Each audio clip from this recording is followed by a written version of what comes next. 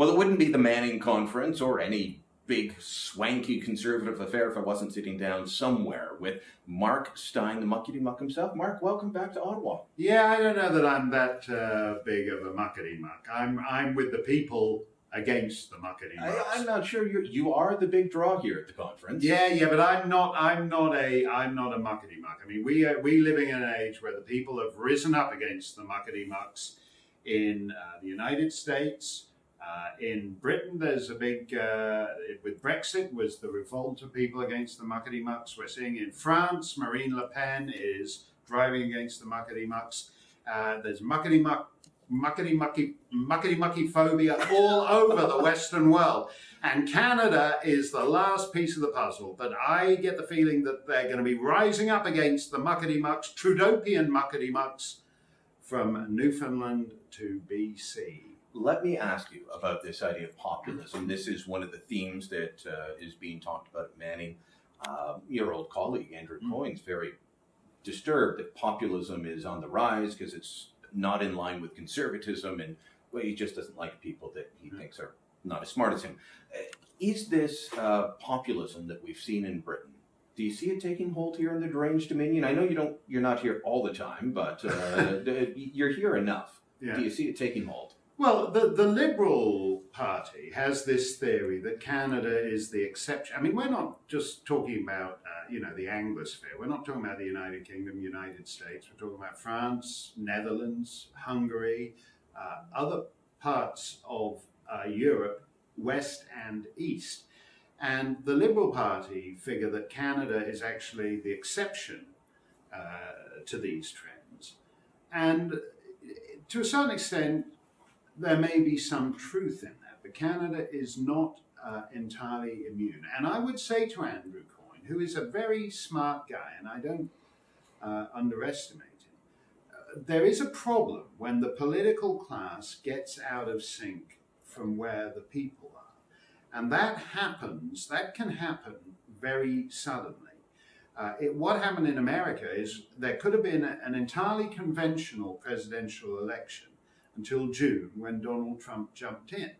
And the one great thing that Donald Trump did in really the space of 48 hours was that suddenly people said, yeah, there's actually a whole smorgasbord of choices here.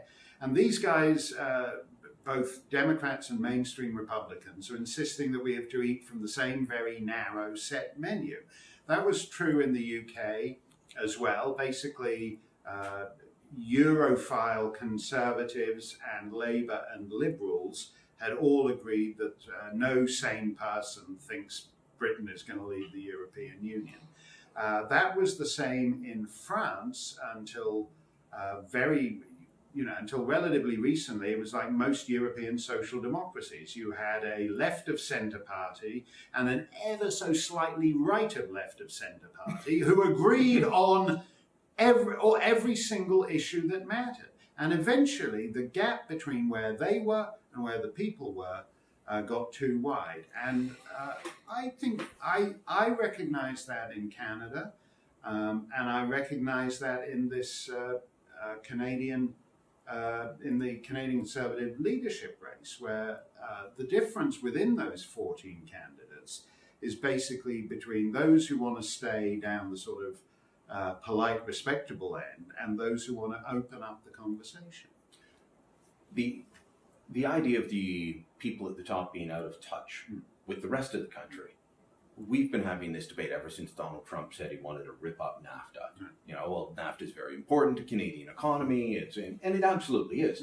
But the elite opinion, that includes journalists, pundits like us, we've all said, well, free trade is good. Most of the time it works between Canada and the US anyway. There's a couple of polls out recently. Angus Reid has been surveying since Donald Trump said he'd rip up NAFTA. Back in the summer, it was only 25% of Canadians said NAFTA had been good for Canada. After months of nonstop lecturing in the media and from politicians, only 44% say it's any good. So the majority still don't like it or aren't sure. Right. Same thing on this Canada-European trade deal. People are not sold, but the folks at the top are convinced this is the only way forward. Are they not doing a good job selling it, or are the people onto something? I think the people are on. I think the people are on to something. The Trump view, which I am inclined to agree with, is that you're better to have bilateral trade deals between compatible economies and compatible nations. And that's why his focus has been Mexico and not Canada. Yeah, and I think, he understands that when you making things in Canada and making things in America, you're dealing with broadly similar populations. He's quite happy to do a bilateral trade deal with the United Kingdom. When it comes to things like the Trans-Pacific Partnership or the European Union or NAFTA, these big regional trade blocs, which everyone thought was the way the world was going, they're not advantageous to highly developed economies like Canada's. And I think we may be returning, when you dial it back 100 years, there was controversy even over something like imperial free trade, because people understood then that, a tiny little corner of British West Africa is not a free market in the sense that Northern England is. For a start, it doesn't have a consumer base of the same kind as Northern England. So I'm saying even something as relatively simple as empire-free trade was actually more complicated. When you have what's happened to much of the developed world, where everything in your house, basically, its manufacture has been outsourced to the third world because Rajiv in Bangalore makes it a lot cheaper than Kevin in Berkeley, California does by the time he's finished, a 6-year PhD in transgender and colonialism studies. Once you're not having, it's not you can't outsource everything to the third world and then just say to the people who are left in your country, sorry, all you can do is the night shift at Tim Hortons. Eventually, that starts to tell.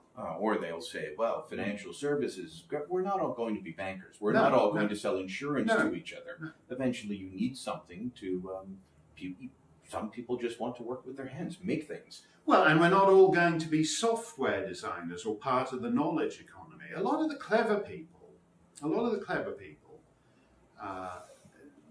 the Steve Jobs types, think that we're moving into a world where the people who matter will develop little new gizmos that will go in your pocket and perform various functions for you. And there will actually be nothing for millions and millions of people to do. But it won't matter because we'll give them the economy will be humming along so much that they can have spectacular welfare, and that will keep them happy. And I don't think it will. I think it will lead to, as we see in sad parts of northern New England and Australia, and all the people just turn to heroin and meth, and there's no purpose to their lives. It's actually a huge question of our time.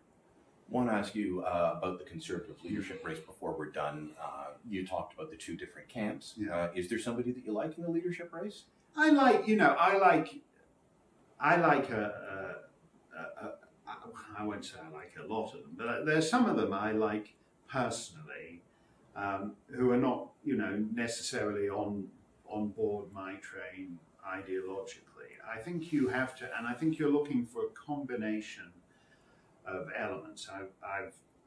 I know some of them. I don't know others. But I want someone who moves the meter, and I don't want someone who's cowed when. So, for example, something like M103 is an important thing to me. The Islamophobia motion, because I don't believe Islamophobia is a thing. So I find it disturbing when conservatives accept the framing of the left on issues like that. So I want someone who is willing to move the meter. And I think we tried, and I have a high degree of respect for Mr. Harper, who was an incredibly successful person in the Conservative Party, but he had a conscious strategy of incrementalism. And then he goes an electoral cycle too far, and Justin Trudeau comes in, and that liberals don't waste their opportunities, and Justin Trudeau is going to do something big and irreversible at some point. And so you don't want to have a situation where the left is in power and every so often when they win, the right is merely in office. I want a leader who moves the meter. And I admire leaders, and I'm not saying I agree with everything, for example, that Kelly Leach says, but I like someone who attempts to move the meter, and when they say racist, Islamophobe, hater, doesn't back down from that. I like a large part of what Maxime Bernier is running on. I want but I know what I'm looking for. I want a candidate who is not going to, as they say, move toward the center, but does what Mrs. Thatcher did or President Reagan did and moves the center toward them. That's the hardest thing to do.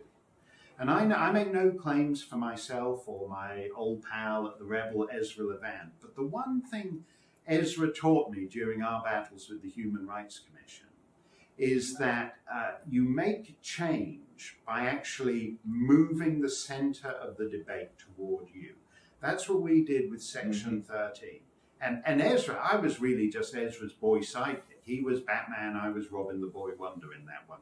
But that's what he did. He did the heavy lifting and he moved the center of the debate. And so when I see something like M103 and I see people who are good people somehow cowed into going along with phony baloney like that, even if it's only a resolution, a sense of the House or whatever, I'm disturbed because the one thing that Canadian Conservatives should not do is accept liberal framing on those issues.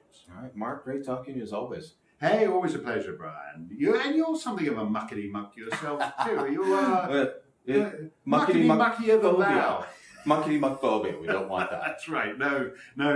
Well, you are. You're coming all muckety-muckier than thou and me. But as I said, you basically want to be in the bar sipping cocktails with the other muckety-mucks. Well, let's go do that.